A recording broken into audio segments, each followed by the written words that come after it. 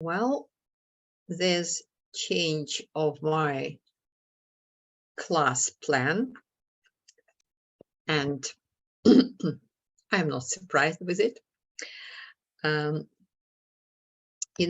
One thing that I thought is important, as you do not have a lot of background in, say, personality psychology or in organization behavior, I will talk about a few things from personality topic, because this will be later used in contingency approaches and as one of the factors that impacts leadership effectiveness.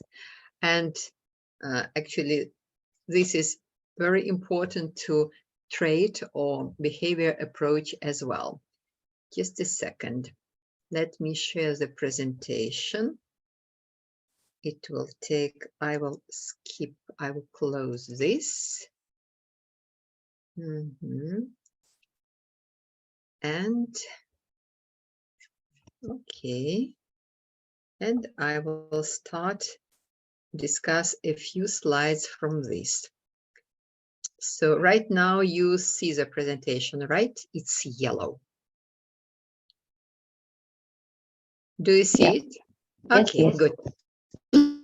Good. So this is my presentation on personality. But again, it's a big topic. If you need to know more, how to do this. Here, I would love to discuss just a few things. Actually, well, Jung approach is important to understand people behavior in organizations and to understand your own behavior. So there's an inventory, it's called MBTI. I will write it in the chat. MBTI. You can find it and do self-assessment to understand what, just a second, to understand what type you are. It's MBTI inventory. I will not go into details because of time limits. So as a result of MBTI inventory, you will have the 4-letter type that you are, or at least you're close to. We will not be discussing the 4 letters, but look, if you have letters S, J, if a person has those 2 letters, he or she is traditionalist, stabilizer, he has focus on order, on facts, he's a consolidator, one kind of person. SP person, quite different, negotiator, good social skills, troubleshooter, firefighter, but at the same time resists order and acts differently from others. NT type, those people are builders, they can create systems, they focus on systems and strategy. And F type, good social skills, catalysts, spokespeople, energizers, and they can focus and lead people to improvement. As a leader and as a manager, if you have knowledge to this, you can, to some extent, predict your employees' behavior if you know their type. And you can adapt your behavior to be a proper leader for them, yeah, so that you are accepted as a leader. very shortly on Carl Jung. German, or was he in Switzerland? In Switzerland. So Carl Jung. This slide shows other personality characteristics that are important in organizational setting. We will discuss now locus of control, because it's not something that is easily understood just from those two words. And we will not discuss self-efficacy. You understand that this is our belief whether we can do a task, do we have ability to perform a task or not. And self-esteem, the level of like or dislike that people feel to themselves. So what is this locus of control? The word locus is Latin, yeah, but we have a word in English like local. It's the same root. So it's about where individuals,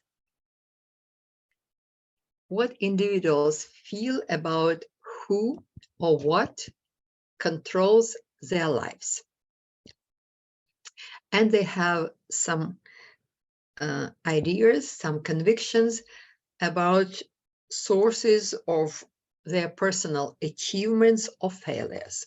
Again, there is a test, there is an inventory to identify your locus of control. I will type it in the chat. Now, where is my chat?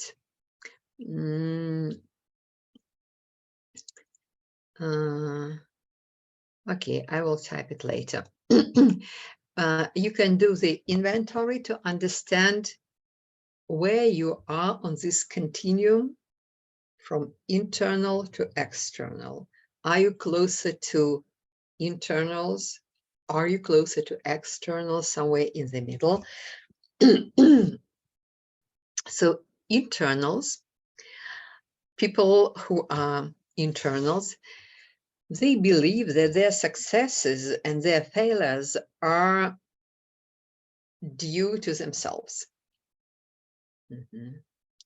So they hold themselves responsible for their successes and for their failures as well.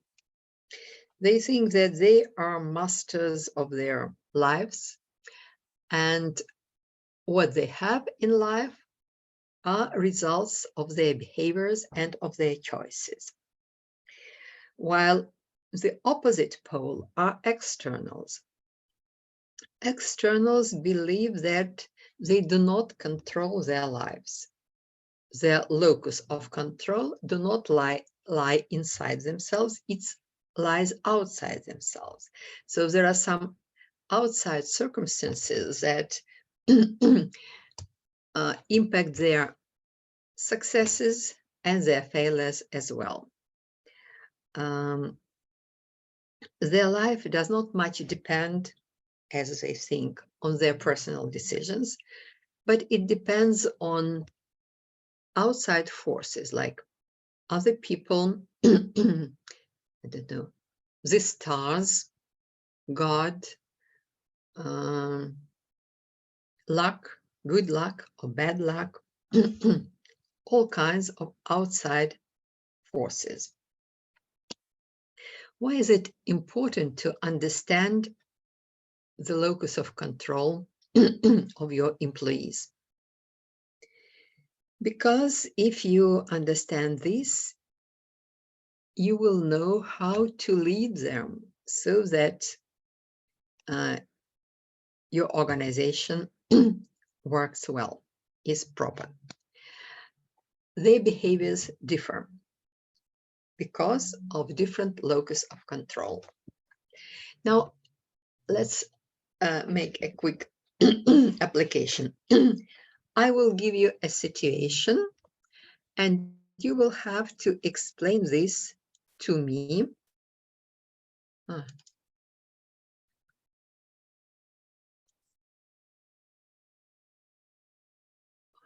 Oh, it scared me. I thought that I left the Zoom. Are you there? Yes, yes. Good, very good. Very good. Somehow, I see. I moved the bar outside my screen and was scared that that I have left you. So I will share again the screen so that you can see the the difference. And the task will be like this. So 10, you will act as an internal, and Esther will act as an external. So you will have to give explanations to my short situations. One of you from viewpoint of an internal, you are responsible, and Esther from viewpoint of external, other forces cause the situation. Here goes the slide again. So, well, let's go with the first situation. Well, think of yourself, you know, we know that flu and all kinds of diseases happen. So think of this imaginary situation that you are down with a flu. You are sneezing and coughing, and your body aches, you're feeling really bad, you have fever. So why this happened to you? I want to hear an explanation from viewpoint of an internal, and then from the viewpoint of an external. 10, can you explain as an internal, why are you down with the flu?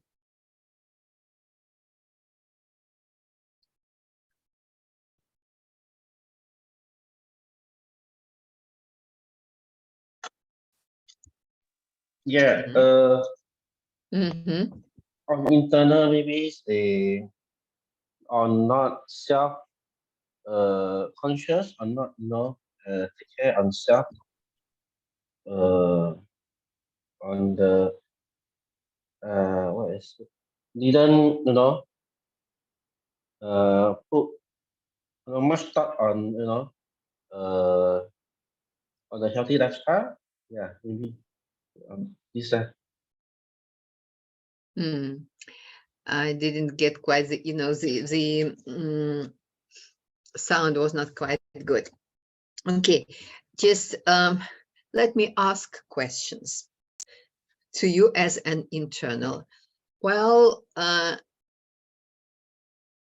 did you wear a mask? Yes, yes. You did. Then you shouldn't have fallen ill. Well, do you take vitamins? Yeah, because it's not, only on mask itself, maybe the weather or what. Then maybe didn't. Wait there. Do you exercise? Exercise. Physical exercise. Yeah, not that frequent. Yeah. Okay. Yeah. So as an internal, you could have explained this like this. Well, I do not exercise enough. I did not wear a mask yesterday. I don't take vitamins. This is the reason why I'm down with the flu. It's my fault. I am responsible for this. This is an explanation of an internal. Esther, please explain this. You are down with the flu. Explain this as an external. Why has this happened to you? Because somebody passed it to me. Right. Somebody not wearing mask. Yes. And then, pass it to me. Or maybe because the hot weather. Yeah. Yeah, really.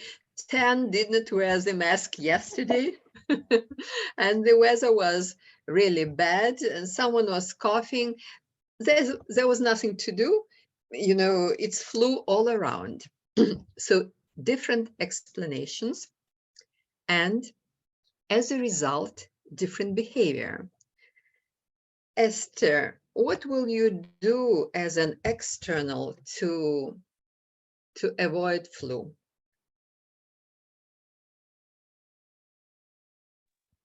Can you do much? Cannot. Not really. Because I blame it to external, right? But then I can avoid the hot weather, maybe. Yeah. Avoid crowded places. But I think I hear words from an internal. As an external, you will probably think, well, there's not much that I can do, yeah, because these are circumstances, and it's flu time. Everybody sooner or later will have it. Why bother about this? It's inevitable. While 10, as an internal, he will act differently. So before flu season, he will make a shot. I don't usually do this, but you know, he will have vaccine. He will wear a mask. Well, he will have healthy way of living to avoid illnesses and diseases. So based on the local of control, people behave differently. And as a manager, as a leader, you need to understand who is an internal and who is an external. Externals will probably need more of control, more of monitoring from you, because they don't think that everything is in their power. They think little is in their power. But on the positive side, external are much calmer in the situations of stress. Internals become very nervous, while externals are calmer under stress. Why? Because they do not think much depends on them, and they accept many things as they come. So externals will probably not like to work on individual assignments, and will not like to be responsible for the results, you know, as they're individually, while internals, on the opposite, will appreciate this because they don't want to depend on other people for success of their task. They want to control and to take their decisions because they feel they are sources of their failures or of their successes. So this is how this can be used. And in some of the situational models that we will discuss a little bit later, locus of control is one of the characteristics, situational characteristics, that should be considered while thinking of your leadership style. Is there anything more? Well, probably these are important as well. And again, you see here's the name of McClelland. Again, you can go and find a questionnaire and inventory and identify which of the three motivational needs is stronger in yourself. But let's first discuss the needs. So 3 needs: achievement, power, and affiliation. What it's all about. Achievement, it's the drive to accomplish challenging goals. And people with this need strong, they know what they can achieve. They want to have responsibility.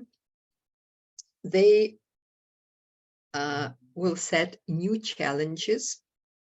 After they have achieved something, they will take up a stronger task or another challenge. And they have a desire to get feedback because they want to do even better. They want to improve. They want to become better. Sounds good, right? Need for power. This is the desire to oversee activities of other people. This is the desire to be in the management of a company. And this person will like to lead. He or she will step up and volunteer. He or she can influence other people, is quite persuasive. And need for affiliation. The word affiliation comes from another Latin word, filia. Actually, this root is in French language, maybe in your languages as well. No, they are a different family of languages. Filia in Latin is daughter, daughter. So the need for affiliation is the need to have close relationship with other people. A need to be popular, liked by people. Saying popular, we mean here to be liked by other people. A need for people to be around. These persons does not like to be alone on their own. They will try to avoid difficult situations, and they are quite sensitive to people. They're quite sensitive to situation. So depending on which of the three needs is stronger, you can, as a leader, you can choose, for example, proper assignments to your employees. An assignment that will match a dominant need. You know, for a person with a need for achievement, you can think of some new task, new challenging task, and give him or her responsibility. But you should not do this the same to an employee with a need for affiliation. This will scare a person, and he or she will not perform well. But working in a team and building good relationship with other people, this is something that they are strong with. Teamwork. People with a need for power would love to take a leading project manager or arranging, organizing something and being in charge. This will be a proper assignment for this kind of people. Well, there are other important personal characteristics as well, but we will skip this. Just big five that I mentioned. And again, you can do questionnaire to identify where you are on the big five model. Just a few things, because it's widely used for diagnosis in organizational psychology, and it gives quite good understanding of people. So why big five? Because there are 5 personality traits that are examined, and you can diagnose them by a questionnaire. Extroversion. It's whether a person is sociable, friendly, likes people to be around, fun-loving. He or she will work well with people around, music playing. This is a comfortable situation. And a person can be high, low, or somewhere in the middle of this extroversion line. Openness to experience.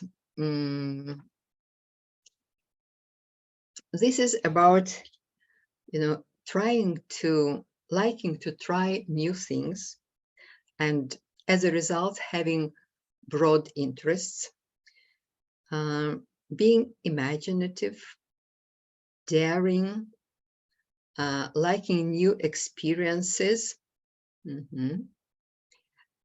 Probably from your own experience, you know this about other people or about yourself. Some people want this in the same way always. They don't like trying new dishes, new food, for example. They don't like doing things in another way. They want stability and tradition. Others are different, are open to experiences. Agreeableness, it's about how a person relates to other people. A person high on agreeableness is trusting of other people, cooperative, is a good team worker, while a person low on agreeableness, maybe skeptical, mistrustful, stubborn, sometimes rude.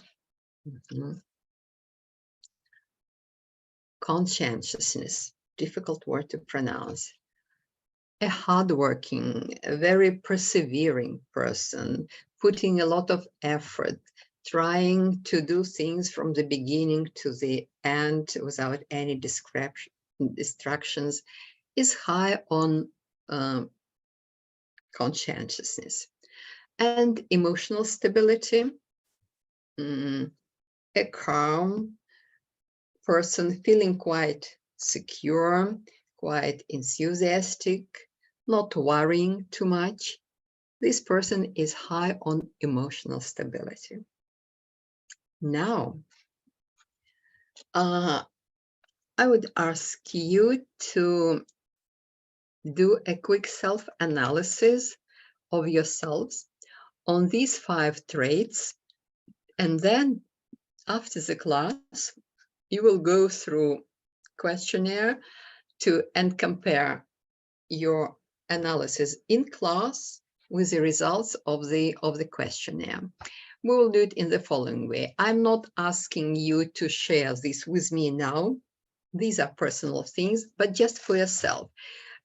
Take a pen and some paper and write, starting with the first one, extroversion.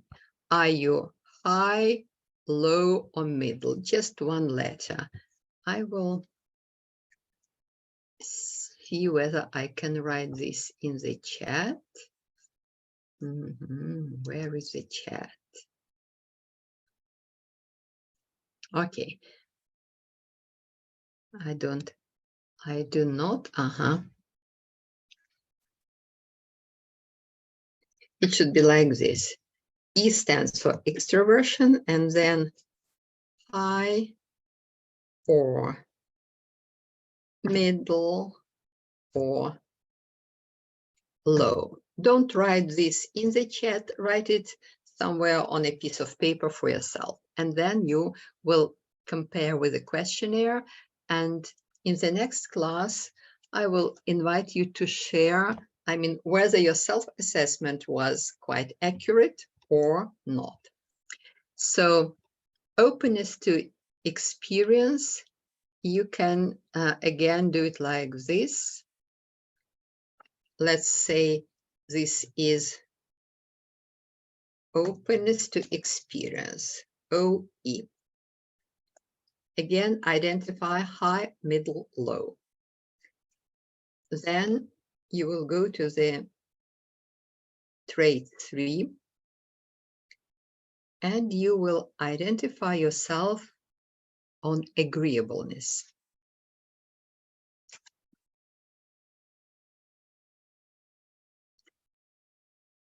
Now we move to conscientiousness. C stands for conscientiousness. High, middle, or low. But try to avoid using too often letter M, middle, because it does not, if you have all traits middle, it does not tell anything. You may exaggerate a little bit here. So C stands for conscientiousness, and I will change the slide. And then ES, just a second, that was wrong. Okay. ES stands for emotional stability.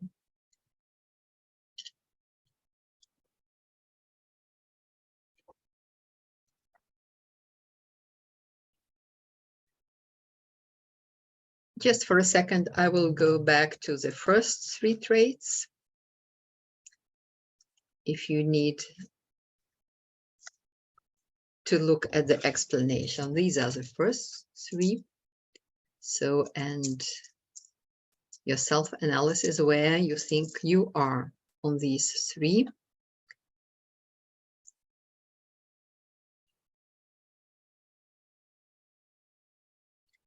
And two more.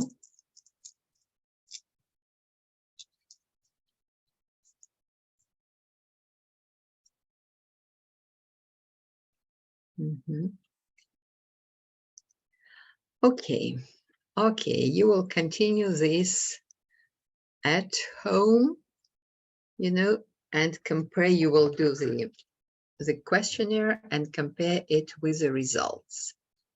So now there are many more of interesting things in the topic of personality, but time limitations, and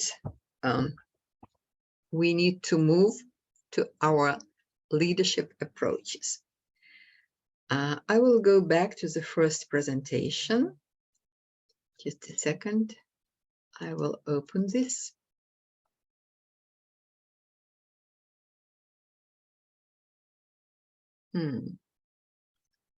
I will open this. So we were at contingency approach. Yeah, and there are a number of theories here. And again, I emphasize that these theories are really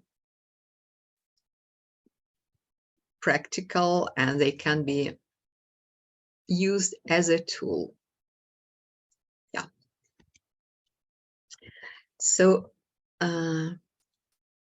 contingency approach looks at the situation, and it states that leaders' effectiveness depends on the situation.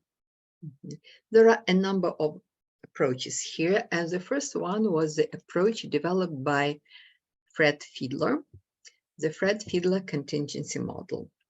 Then we will talk probably about path goal theory, this one, and we will skip leader member exchange theory. You will read about this, and leader participation models. But we will do good activity on Hersey and Blanchard's situational model. This probably will go for the next class. Right now we start with the Fiedler. That was the first contingency model developed. So Fred Fiedler states that organizational effectiveness or group's effectiveness depends upon a proper match between a leader's style and the situation, his or her style of interacting with subordinates, and the degree to which situation gives control and influence to the leader. Because situations are different on these dimensions. Fiedler looked at the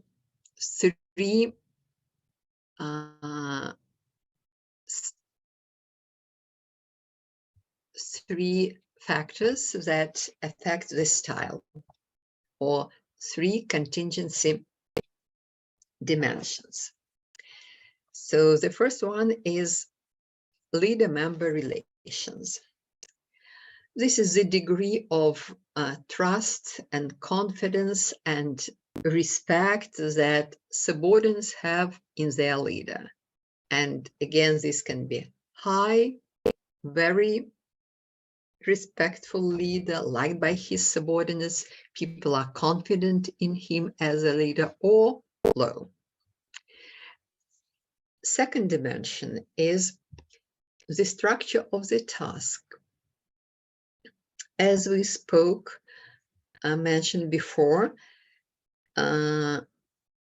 tasks are very different in terms whether there is a clear way how to do the task, whether a person should closely follow instruction and cannot do a task in some different way.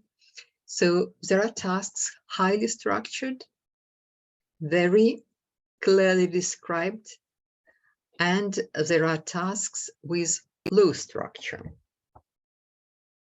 Well, as an example, I think that both of you can drive a car. There's one, so you know how to start the car and to make it drive. You do a number of steps and then you drive. If you try to change something in those steps, or if you change the order in which you make those steps, the car will not move, right? So this is a highly structured task, a task with a very high structure. It should be done just in this specific way. Another kind, you need to, well, prepare a marketing message for advertising campaign of your product. Are there some clear specific steps that will bring you to developing a good message? Probably not. I'm positive that no. Very often this comes just, from above. It comes like an insight. And you do not understand how you did this. It just happened to you. Well, scholars can explain some of the mechanisms, how this happens in our minds, but most of us do not actually understand this. So high and low structure. And position power. If you can hire people, if you can promote people, if you can punish them, if you can increase their salaries, you have a lot of position power. But there are managerial positions where leaders don't have all these. They do not hire people, they cannot fire people, and they cannot reward people. All they can do just pat a shoulder and say, good job. This is something good to do, but if you don't have other power responsibilities, this may not be enough. So 3 dimensions. And then leader style. Leader style, Fred Fiedler identified 2 styles, 2 basic styles. And this was done by the so-called LPC questionnaire.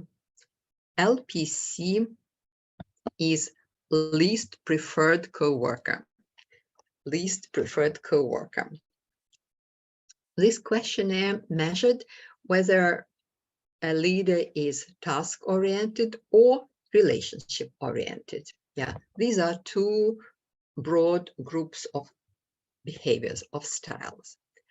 And then Fred Fiedler made this link between different situations and different styles. After we have looked at this table, you will have to work with this. So these are the three factors of the situation: leader-member relations, task structure, and position power. And they are different. Combinations are different in different situations. So in situation 1, leader-member relation is good, task structure is high, and position power is strong. Situation 2, this stands for 2.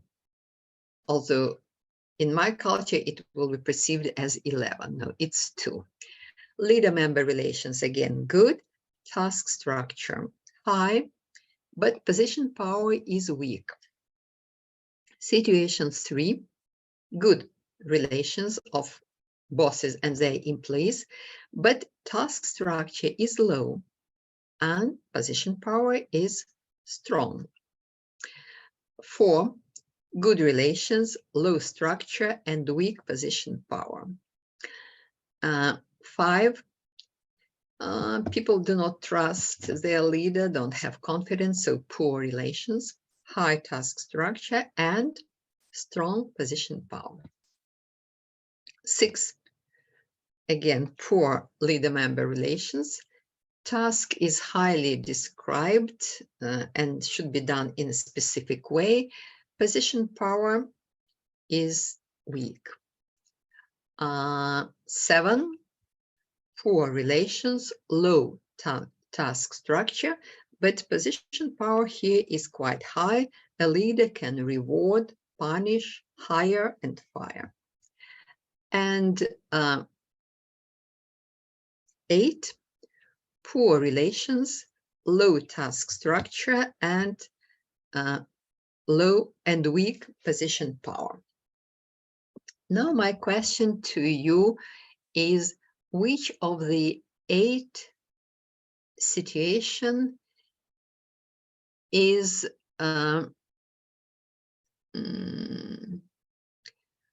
favorable? I mean,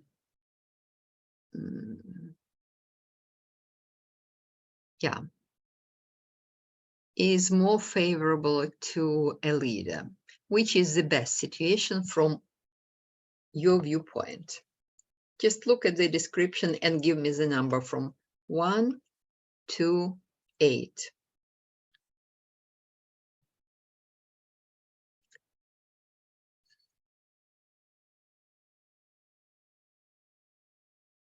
So which is best and most favorable? In which situation, to put it in other words, in which of the 8 situations would you prefer to be as a leader? Make your decision. I understand it takes some time.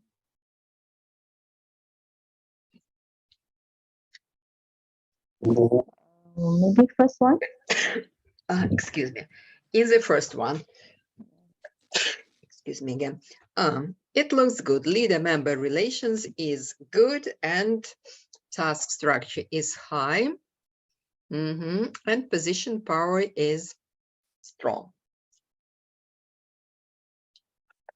Oh, excuse me again.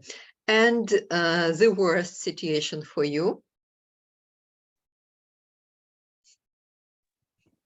It's a middle, maybe good, high, and middle position power. But then there is no such selection. So we have good or bad, right?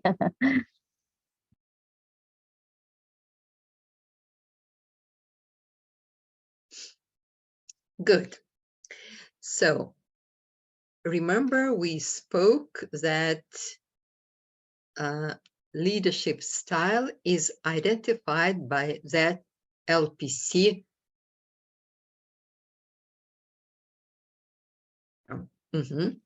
So, and according to questionnaire results, a leader has one of the two tasks, either task-oriented or relationship-oriented.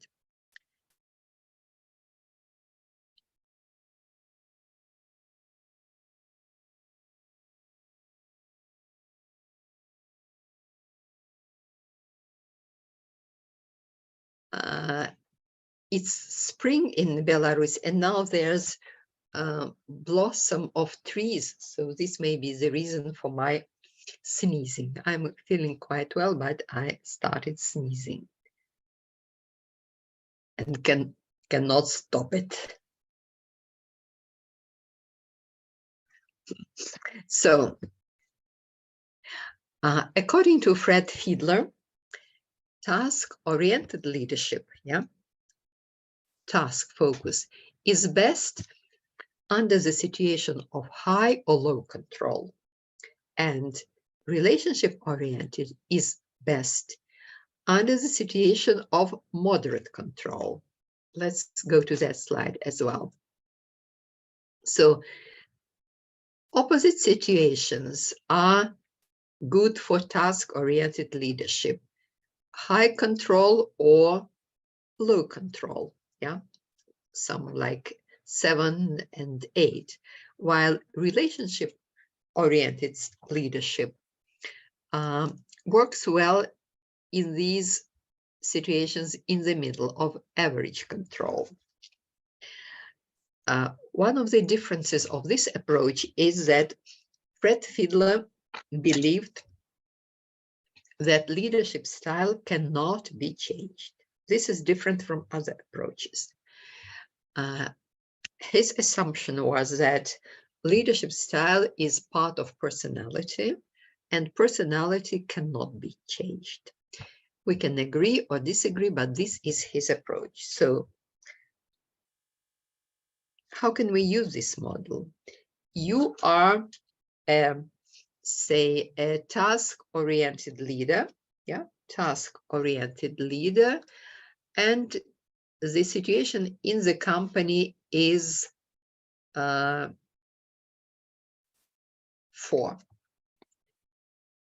Looks like this is not a suitable style for this company, task-oriented, for this situation, because leader-member relations are good, task structure is low, and position power is weak. Let me think. Is it moderate control? Well, moderate control. So Fiedler recommends relationship-oriented style here. Somehow it is a little bit controversial for me. Let's check whether you can understand this. I will give you a quick example, a quick case, and you will have to analyze the situation using these 3 variables, and you will tell me whether what I described to you is situation 1, 2, 3, 4, 5, etc., 8. Well, you are a captain over, team of pilots and flight attendants on a plane. You are good. You have good relationship with your team. Now tell me, please. How about, actually, I answered the first one. Leader-member relations, are they good or poor?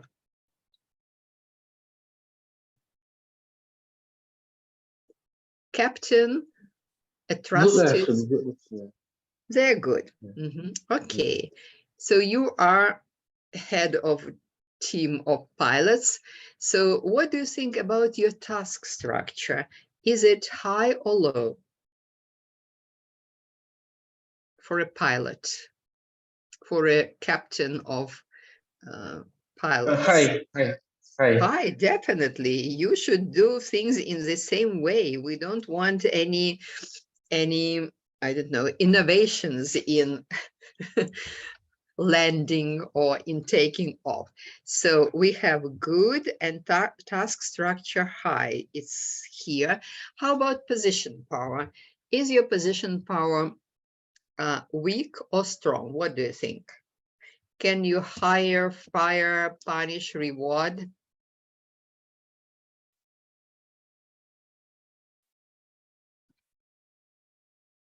Not sure. Yeah, I think strong. Strong. Well, we don't. Yeah, we do not know in details whether how strong is position power of the captain. So maybe he cannot hire people.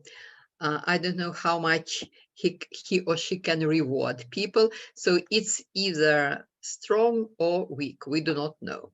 So it looks like this captain is either in situation 1, yeah, good, high, strong, or in situation 2, good, high, weak. So what is the best, according to Fiedler, the recommended style to him?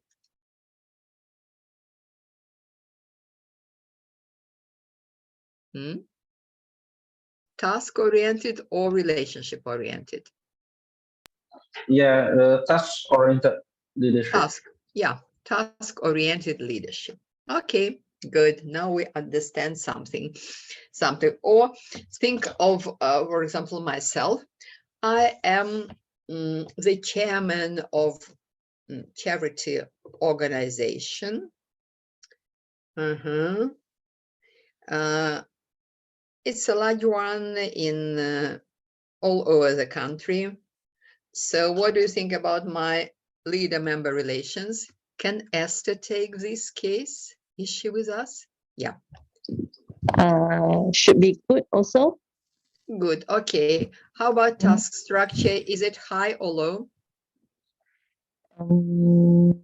Low is okay. Yeah. Low. Yeah. Low. Yeah. High is good, but then not necessary. Yeah. And sometimes I cannot make it, high structure, how to collect money from other people to my charity foundation. And how about my position power? It's a charity organization, Weak? Is it weak? Weak, yeah, definitely, it's weak. I cannot, punish people, I cannot reward. So it will be either good, low, and weak, or it may be even poor, where we good, low, and weak, or if it's poor, low, and weak. It can be either 4 situation or 8 situation, depending on the variable. Good. Now you will go for a break again, and then we will work with this model, and you will do some discussion and decision making.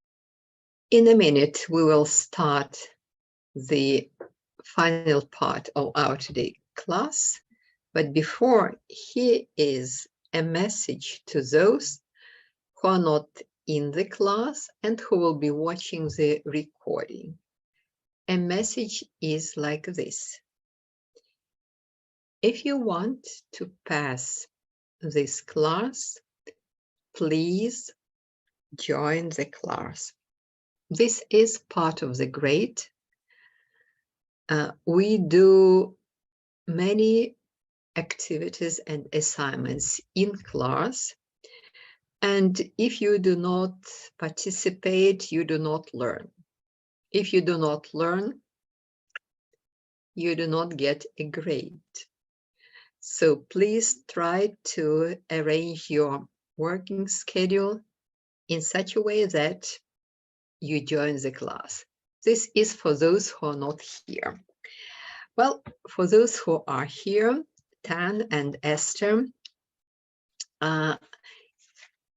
we have 2 activities to do in this class, and that's it. So in the chat, if you look at the chat, I wrote 3 situational factors: LMR, leader-member relations, TS stands for task structure, correct, and P stands for, right, position power. Now you will watch a short video. It's a candy factory. And after you have watched this, you will discuss with each other, you two will discuss, and you will analyze the situation that you saw in the video. What are leader-member relations? You will write good or poor. Task structure. What kind of task are they doing there? Is the structure high or low? And position power. Is it strong or weak? So you will have to make, after the discussion, you will have to make your decision on these variables. Now I will start the video. Hopefully, if there's no sound, please immediately tell me, because sometimes when I do a video, the sound is not there and we need a sound here. So where is my video? I don't see it. Just a second. I will first start it and then I will share the screen.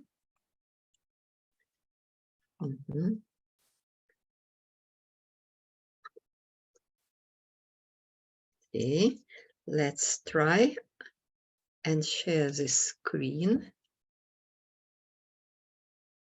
Yep. And immediately, if there's no sound, because I have it, but some maybe I need to do this. Okay. All right, girls, listen. Was there sound? Yes, sure. Good. Okay.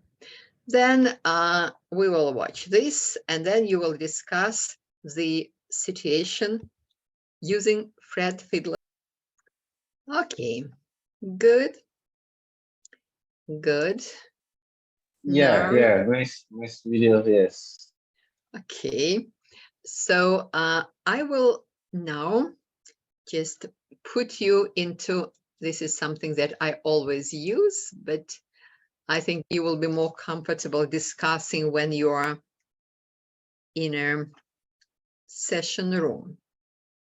Yeah, so I will give you probably 3 or 4 minutes because the situation is quite clear, and you will have to discuss after I invite you back to the class what I wrote in the chat: leader-member relations, task structure, and position power.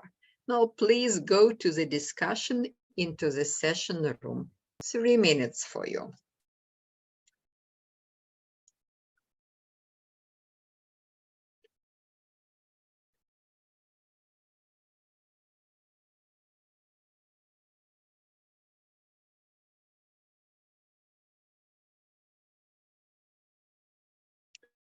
Good. 3 minutes now.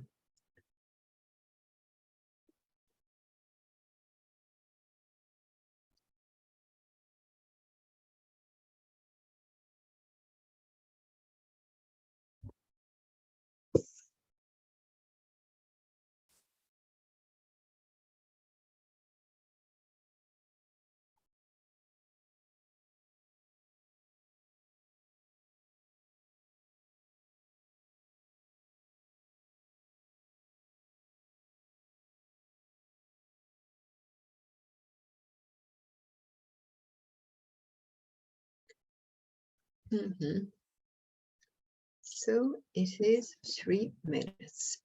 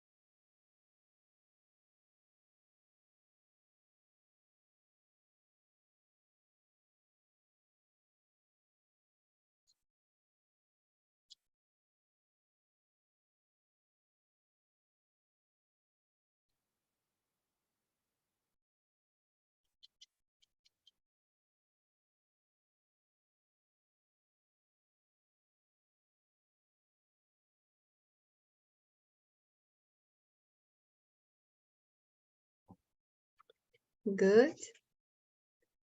It's almost, no, it's still 1 minute.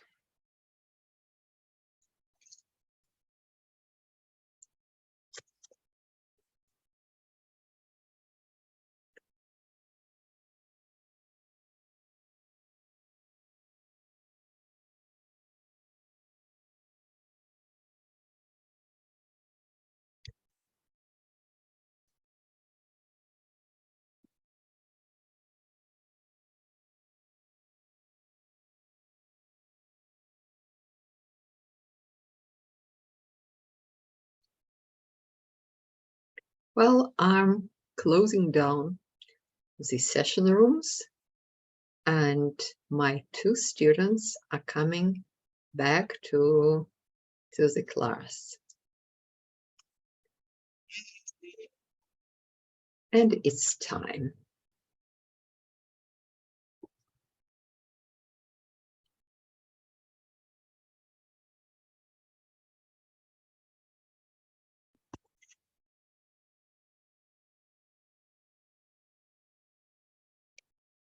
Good, where are they?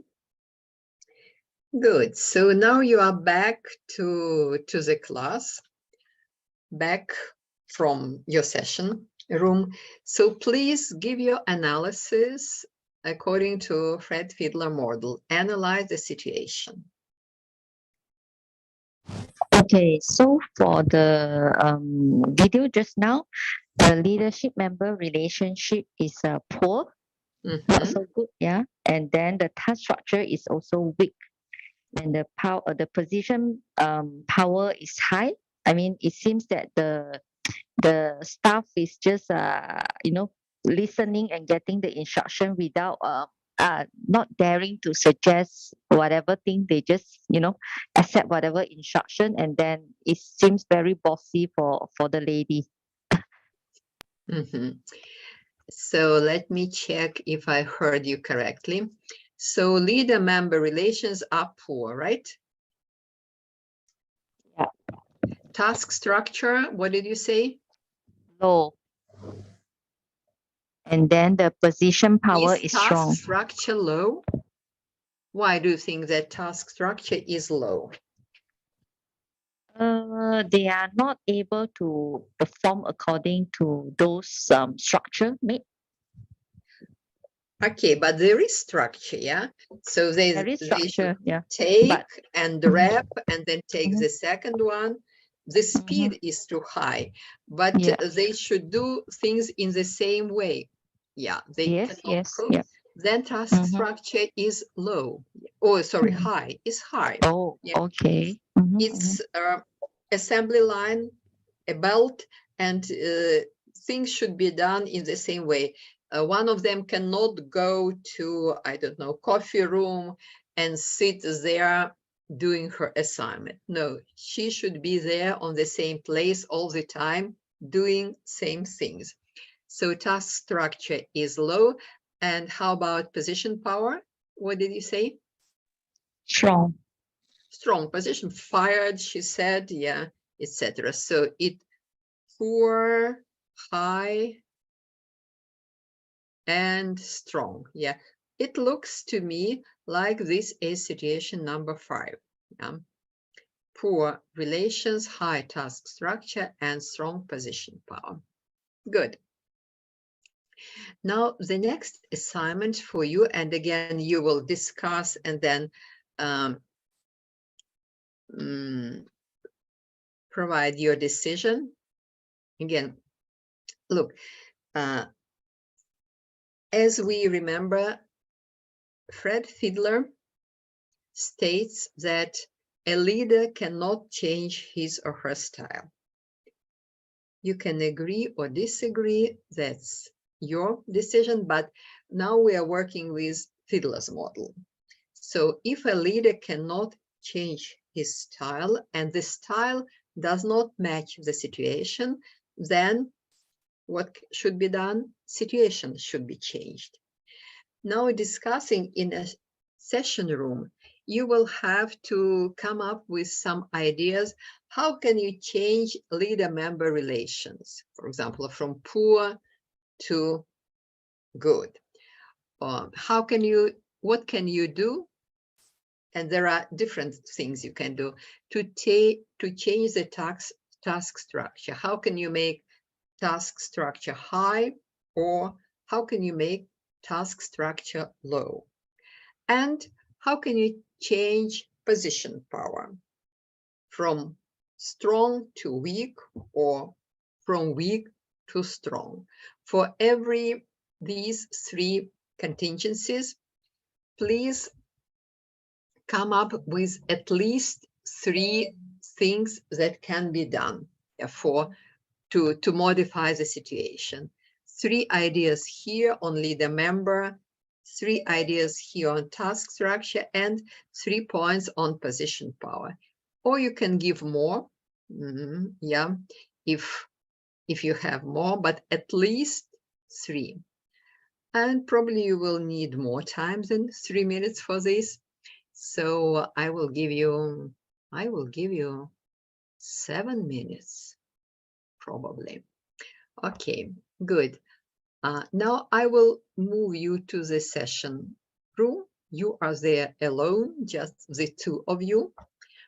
And start thinking on these 3 contingencies, how they can be changed. Yeah, because you cannot change leadership style. So you need to do something to change the situation. Okay, now there you go to the session room again. Just one of you, please take the first dimension. Which one? Where is it? Yeah. So leader-member relations, how can this be modified? Either better or...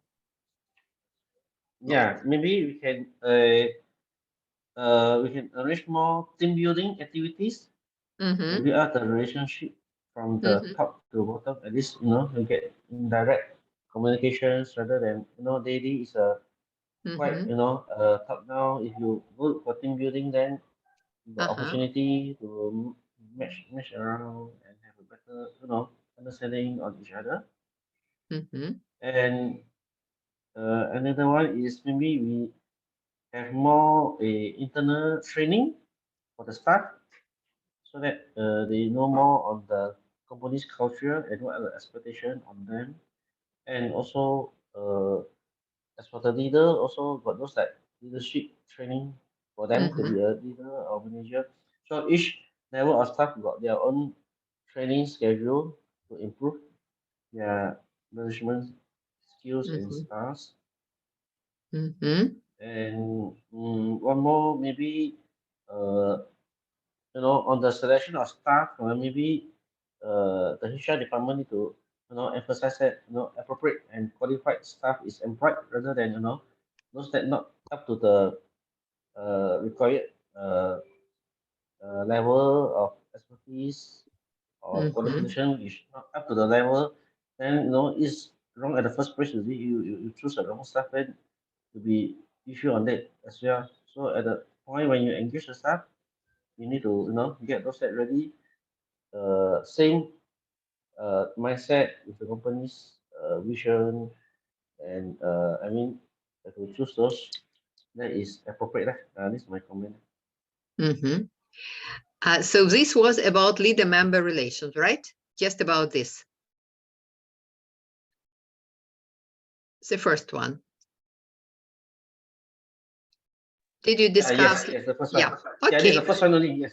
Yeah. The second one. Now, good. Now let's see if there's anything else. You can see the slide, right? Yeah. Okay. So just a second. Yeah. So what? Adding to what you said, yeah, and you made good points. So some things are quite simple. Yeah, you were more sophisticated. So you can spend more time, informal time, or less informal time with subordinates, like lunch, leisure activities. This will improve leader-member relations, or if you don't need it, you will have to spend less time. You may request for particular people to work with, those with whom you have better relations. Or you can volunteer to direct some difficult employees. You can suggest to carry out transfers of some subordinates either into your unit or out of your unit. And you can try to make people feel better by giving positive outcomes like bonuses, time off, attractive jobs for the subordinates. Good. Now let's go for the second dimension, which is task structure. What can be done to modify task structure? I think for the assignment of a task, it can be done according to the strength of individual. May also partly related to identify suitable employee to perform the suitable task. Yeah. So that, I mean, they are capable of doing those tasks that they are asked to do. And maybe we can also have some benchmark to handbook in terms of how tasks to be done. So that, I mean, maybe we can learn from others whenever there is some benchmarking, then we can know how or what is the efficient way to complete certain tasks, and that certain tasks should be procedures in those way rather than the existing way. So benchmarking might be needed. And then it's also training and development. Yeah, for people to be comfortable to do their tasks, maybe through some task certification. Because sometimes before you handle certain tasks, you need to pass certain assessment or tests so that